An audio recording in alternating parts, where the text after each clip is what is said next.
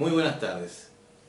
Otra semanita de efemérides y debido a las repercusiones del video anterior de 25 de mayo, bueno, vamos a tratar de darle un encadenamiento para entender estas fechas y para entender la historia, ¿no? Tenemos 17 de junio, el paso a la inmortalidad del general Martín Miguel de Güemes y el 20 de junio, nuestro Día de la Bandera.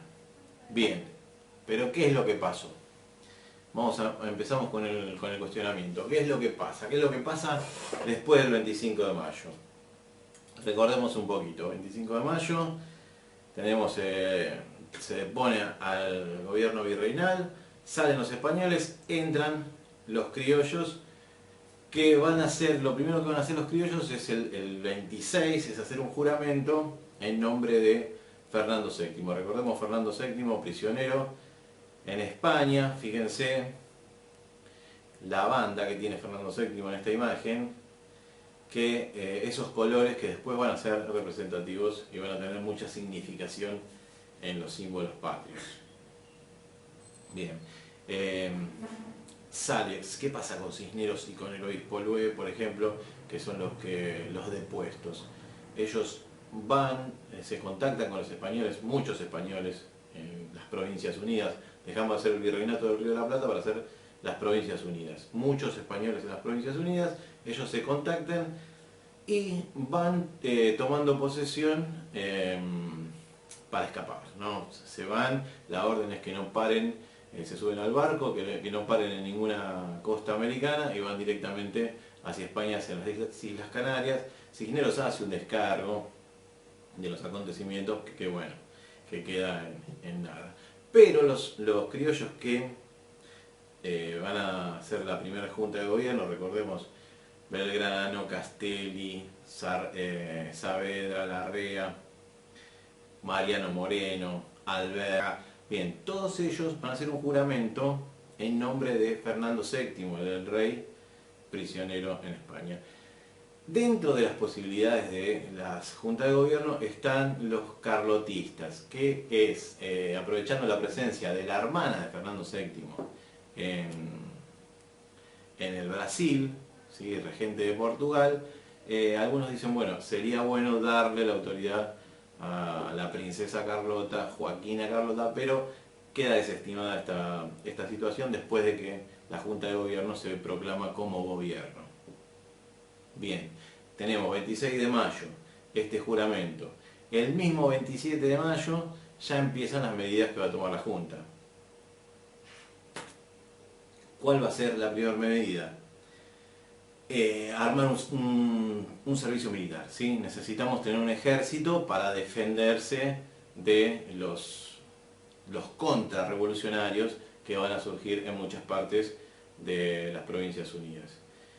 Las familias españolas, las más pudientes, ricos y pobres, tenían que aportar, ¿sí?, para ese ejército. Entonces, las familias más pudientes no mandan a sus hijos al servicio militar, sino que mandan a los esclavos. Entonces esa es una de las explicaciones de por qué en Argentina hay menos población de la etnia negra y menos que en otros lugares, porque los mandaron a todos al frente de batalla, ¿sí?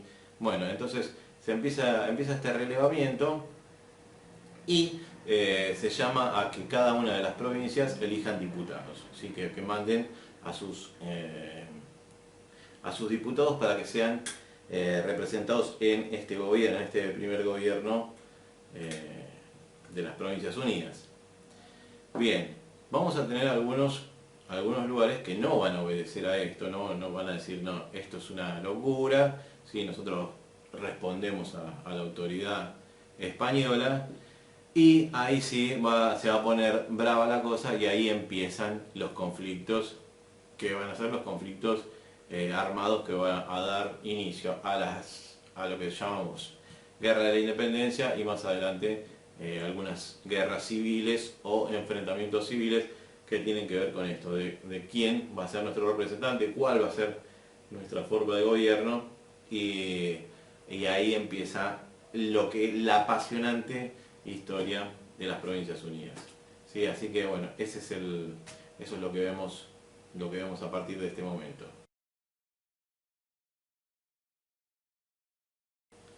Bueno, y ahí sí arranca la acción, como quien diría, ¿sí? Arranca la acción en estos focos contrarrevolucionarios. Decimos focos en algunas partes, en otros lugares es el ejército, es el imperio español, eh, esperando que sofocar o va a tratar de hacer lo mismo que hizo en los intentos anteriores, ¿sí? Destruir completamente todo intento de rebelión. Bien, pero tenemos un foco contrarrevolucionario en la banda oriental, ¿sí? Montevideo no va a acatar las órdenes de la primera junta.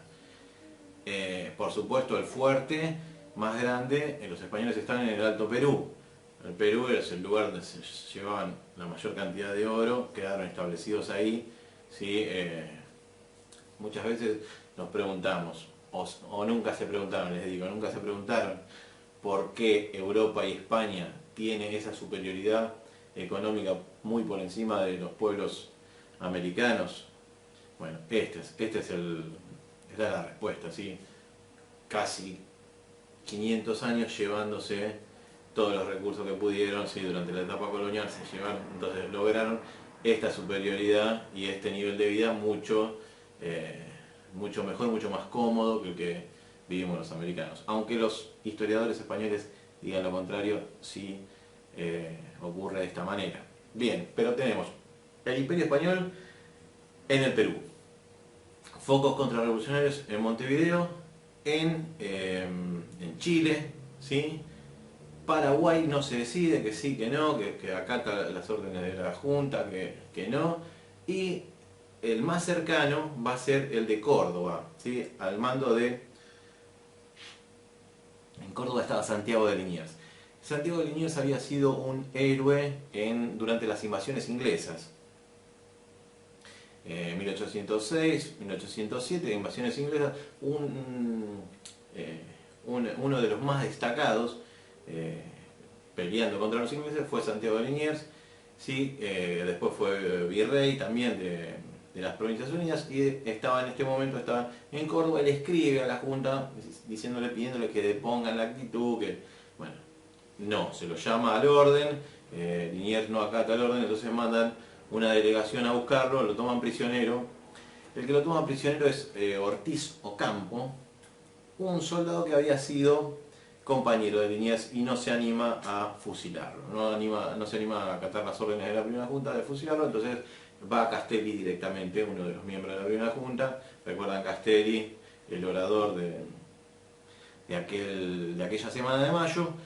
Va a Castelli, sí, Castelli lo fusila y ahí sí, ahí empieza se pone en marcha la acción directa, ¿sí? Ahí sí necesitamos armar el ejército, que marche hacia el norte, a poner en orden al Paraguay, que tampoco acataba, a acercarse a la banda oriental, ¿sí? A orillas del río, también pidiéndole, llamándolos a la orden, ¿sí? Se van a tomar algunas medidas como bloquear los ríos en una primera instancia, mandar emisarios, mandar algunos espías también, ver cómo hacían para que depongan su actitud contrarrevolucionaria, y la actitud no se depone de ninguna manera y es necesario sí tomar las armas.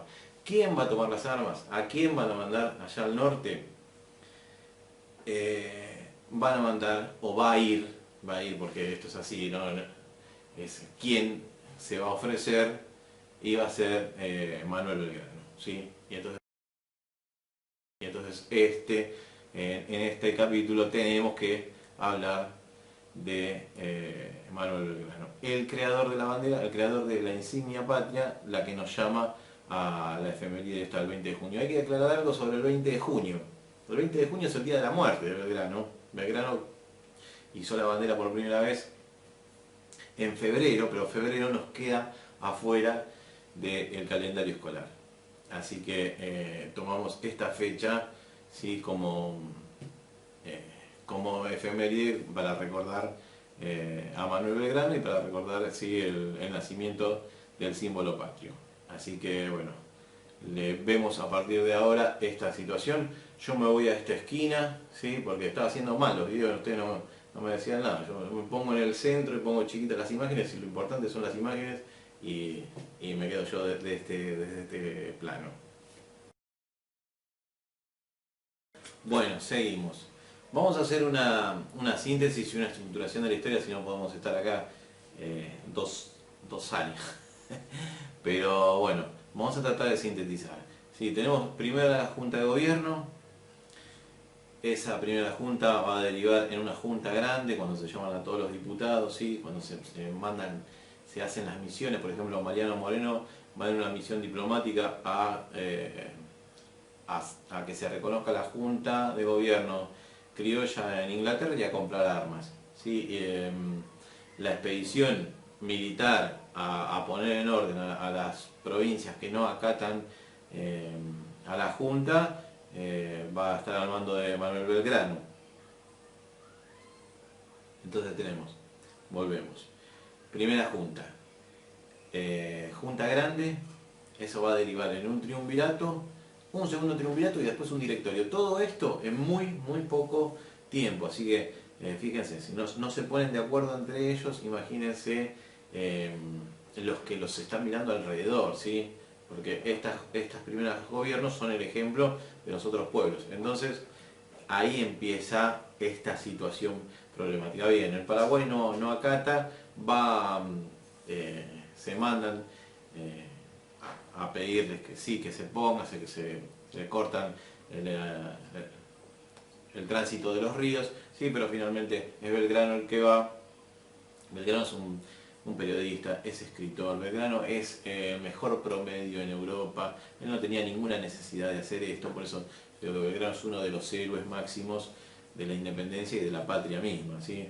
1820, murió el 20 de junio de 1820, así que son 200 años esta efeméride de la muerte de Belgrano. Pero bien, él va en una primera instancia, pierde, Belgrano gana y pierde, no voy a hacer todo el recorrido militar de Belgrano, ¿sí? Belgrano pierde en Paraguarí, ¿sí? En Tacuarí, pero genera en los paraguayos esta situación de decir, bueno, también nosotros queremos tener un gobierno propio, y hay insurrecciones, hay revueltas, ¿sí? Y finalmente logra un tratado. Vuelve, se rearma, vuelve a ir, gana, ¿sí? Entre las victorias más destacadas, entre las proezas más destacadas de Belgrano, aparte de la bandera, está el hecho de, bueno, la batalla de Salta, de Tucumán, que son fabulosas, y el éxodo jujeño, ¿sí? Cuando hace que todo el pueblo lo siga y deja tierra arrasada para el avance realista, no les deja nada de provisiones y después logra contraatacar y poder ganar, ¿sí? Hay un antecedente muy llamativo en esta campaña militar de Belgrano, que cuentan en una de estas batallas ganadas. Belgrano toma muchos prisioneros, uno de los prisioneros, el capitán, era un compañero de él que había estudiado en Europa y no les perdona la vida, ¿sí? Y les saca las arpas, les hace jurar a la bandera y los libera. Esto le trae problemas en su propia tropa, ¿sí? Porque lo cuestionan: ¿cómo vas a hacer esto? No se vio ninguna campaña militar, ¿sí? Bien, habla un poco de la nobleza del corazón que tenía Belgrano. En Buenos Aires no lo quieren mucho, incluso lo intentan enjuiciar y cuestionar por esta actitud. Pero bien, la efeméride que nos llama a nosotros ahora es ver a Belgrano y ver su creación a orillas del río Pasaje, ¿sí? Que después va a ser el río Juramento, la creación de la bandera. Así que vemos un poquito cómo pudo haber sido esta bandera nuestra en su primera instancia.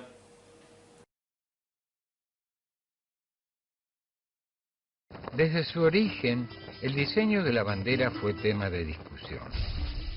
No se sabe con certeza cómo fue la bandera inicial. Muchas versiones aseguran que tenía solo dos franjas, una celeste y una blanca, y otras consideran que era como la actual, salvo por el orden de los colores, que estaba invertido, blanco en los extremos y celeste en el medio. Se cree que el segundo triunvirato hizo la bandera compuesta solo de dos franjas, una celeste y otra blanca, pero que ya desde 1812 se empezó a usar la de dos franjas celestes con una franja blanca en el medio, que terminaría siendo la bandera argentina. Hubo otras variantes. Las más famosas fueron la bandera del Ejército de los Andes, con un fondo celeste y blanco y el escudo en el medio, y la de los pueblos libres, que dirigía José Artigas, formada por dos franjas celestes y el medio blanco con una línea roja cruzándola en diagonal. En 1818, el Congreso le agregó un sol en el medio para usar en la bandera de guerra. En la época de Rosas, el estandarte fue modificado. Se le agregaron 4 gorros frigios en los extremos y el sol del medio se volvió rojo, el color federal. Pero la transformación más grande consistió en que el celeste se reemplazó por un azul fuerte.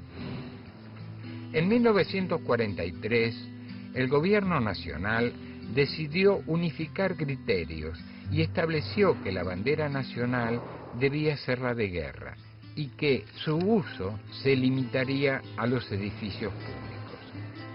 Los particulares, por su parte, tenían que utilizar la bandera común, es decir, la que no tenía sol.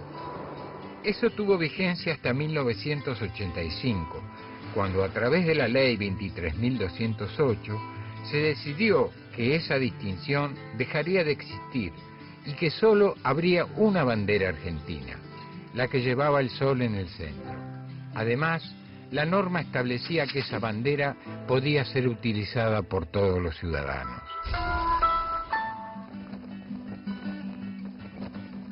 En el año 1812, el primer triunvirato envió a Manuel Belgrano a una pequeña población llamada Villa del Rosario, actual ciudad de Rosario, para que instalara 2 baterías de cañones sobre el río Paraná. El objetivo era evitar las incursiones realistas que asediaban la zona desde Montevideo. Una vez en el lugar, Belgrano proclamó la necesidad de contar con una escarapela que distinguiera a las tropas revolucionarias de las del otro bando, que se identificaba con el color rojo. El triunvirato aceptó la sugerencia y el 18 de febrero decretó que todas las tropas de las Provincias Unidas del Río de la Plata usaran una escarapela de colores blanco y azul celeste. Pero luego de la oficialización de la escarapela, Belgrano dio un paso más y escribió de puño y letra al triunvirato: siendo preciso enarbolar una bandera y no teniéndola, la mandé a hacer blanca y celeste conforme a los colores de la escarapela nacional. Espero que sea de la aprobación de vuestra excelencia. Ese mismo día, 27 de febrero de 1812, la insignia fue izada por primera vez en la ribera del río Paraná. Así se consumó la creación de nuestra bandera nacional. Bueno, ahí veíamos, ¿sí? Esta bandera celeste y blanca que va a ser no prohibida, sino que como todavía está estas juntas de gobierno, este primer triunvirato, ¿sí? ya estamos en la instancia del primer triunvirato, todavía está enmascarado en la cuestión de Fernando VII, de ser leales al rey, le dicen que guarden la bandera a Belgrano, pero bueno, el desobedecer, la bandera es el símbolo, no puede haber 2 ejércitos con la misma bandera, eso es lo que dice Belgrano, y necesita que los soldados que lo sigan que crean en algo, ¿sí? que simbolizar esa lucha en algo, y esa es la bandera. Sí, tuve oportunidad yo de conocer a un investigador que se llamaba, ya falleció, el nombre se llamaba Chavidoni, Arnaldo Chavidoni, que escribió un libro sobre Belgrano y sobre la bandera, ¿sí? Que en una investigación dice que el sol ese que tiene la bandera es el Inti, el dios del sol para los incas, y que Belgrano, como era muy respetuoso de los pueblos originarios, quiso dejarlo en su bandera, ¿sí?